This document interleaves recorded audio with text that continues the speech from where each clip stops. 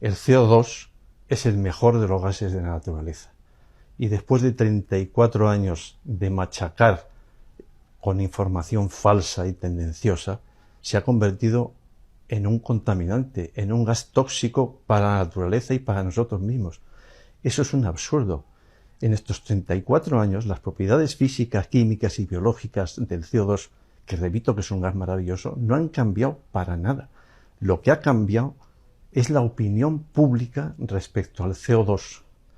Y esto ha cambiado de una forma interesada, porque tras ello lo que hay es la intención de poner un impuesto especial nuevo y además muy fuerte sobre este gas. Hay que tener en cuenta que los seres humanos producimos CO2 para todo, para respirar, para comer, para calentar nuestras casas, para fabricarnos, para transportarnos, para todo. Establecer un impuesto sobre el CO2 supone y significa una cantidad de dinero al cabo de un año verdaderamente fabulosa. Yo he calculado que eso puede ser un incremento de impuestos como del 5%.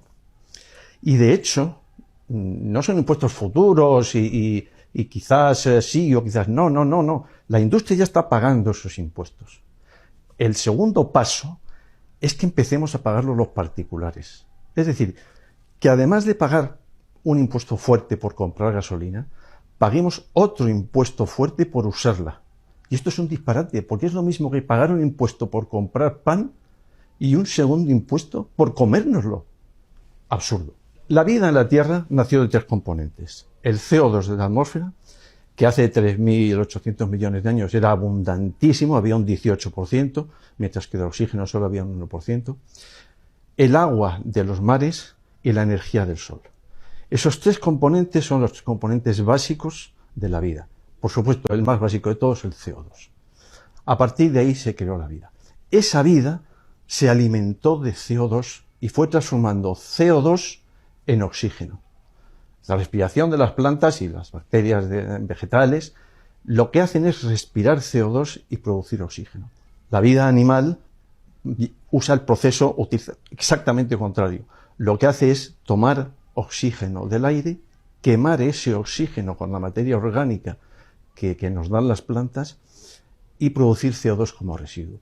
Es decir, que en la naturaleza el CO2 no solamente es el más esencial de todos los gases, porque es que es el gas creador de la vida. Para colmo, es un gas que con el paso del tiempo, la cantidad de CO2 en la atmósfera ha ido disminuyendo progresivamente a medida que aumentaba la cantidad de oxígeno. ¿Por qué?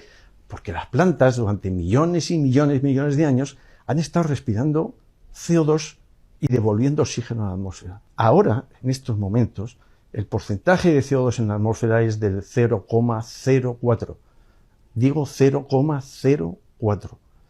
El porcentaje de oxígeno es del 21%. Es decir, hay 550 veces más oxígeno que CO2. El CO2 no es solamente un gas valiosísimo, es que encima es escasísimo. Escasísimo, pero fundamental para la vida de las plantas. Es que hay muy poco CO2, pero yo salgo al campo y veo una cantidad de materia orgánica, veo de todo, que digo, pero ¿estas plantas de qué viven?